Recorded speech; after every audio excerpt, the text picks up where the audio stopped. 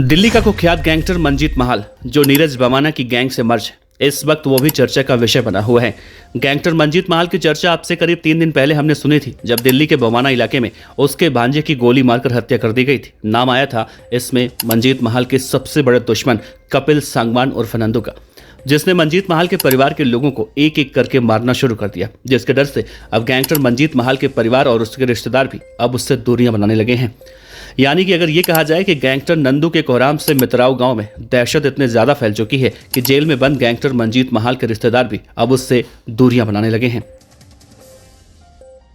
दरअसल गुड़गांव के भोंडसी जेल से गैंगस्टर मंजीत महाल अपनी मां की छमाही के लिए संडे को कस्टडी पैरोल पर अपने गांव मित्राव आया। इससे पहले भी मंजीत महाल की मां की 13वीं और बेटी की शादी में गिनती के लोग पहुंचे थे। माना जा रहा है कि ये विदेश में बैठे गैंगस्टर कपिल सांगवान उर्फ नंदू की धमकी का असर है। वो पैरोल या फिर कस्टडी पैरोल के अलावा जेल में महाल से मुलाकात करने वालों को मौत के घाट उतार रहा है। सोशल मीडिया पर इसका ऐलान भी कर रहा है। पुलिस सूत्रों के मुताबिक नंदू के खूंखार होने की वजह से अब मित्राव गांव वाले मंजीत महाल से दूरियां बनाने लगे हैं।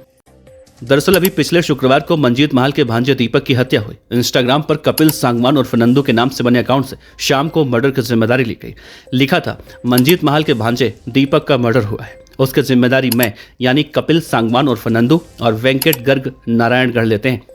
वजह इस मंजीत महाल से कस्टडी पैरोल और जेल में मुलाकात पर जाना।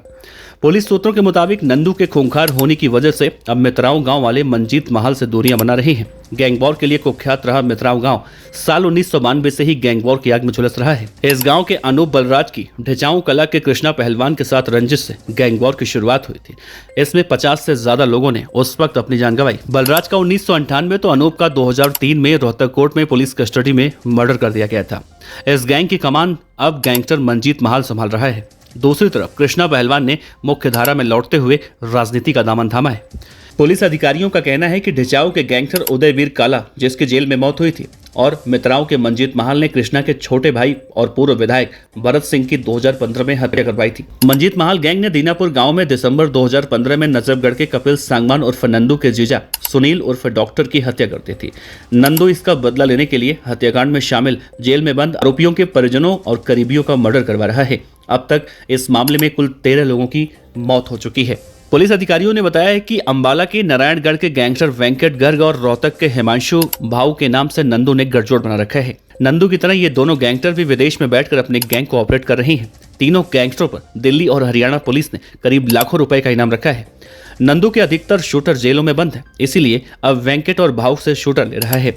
इस साल 11 अप्रैल को राजकुमार उर्फ बिल्लू, 2 जून को हरिद्वार में अरुण कुमार और 27 जून को बवाना में हुए दीपक हत्याकांड के शूटर वेंकट गर्ग के थे।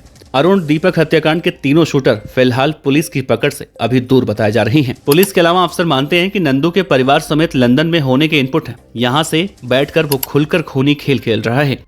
भारत सरकार को इस मामले में गंभीरता से काम करना चाहिए ताकि इस खूंखार गैंगस्टर को वहां से भारत लाया जा सके। अगर जल्दी इसे नहीं रोका गया तो फिर वो लगातार हत्याकांड करवाता रहेगा, जब पुलिस के लिए रोकना मुश्किल हो जाएगा।